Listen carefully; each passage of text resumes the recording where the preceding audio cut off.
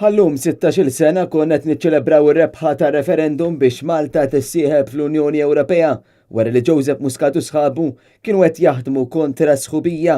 Is-Segretarju Ġenerali tal-Partit Nazzjonalista Clyde Puli fakkar dan l-anniversarju fejn qal illum wara li l-Prim Ministru Joseph Muscat induna li l-Partit Nazzjonalista kellu raġun dwar l-Unjoni Ewropea issa qed jiftaħar bis-suċċess ta' sbuħija taqs li kieku kienet tiegħu.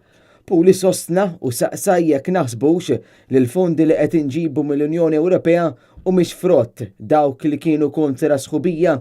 Minkejja ċ-ċokon ta' pajjiżna nistgħu ngħidu li dawn is-snin ta' sħubija ewrew li pajjiżna kapaċi jikkontribwixxi tajjeb u jagħmel differenza fid-diversi livelli tal-ħidma tal-Unjoni Ewropea.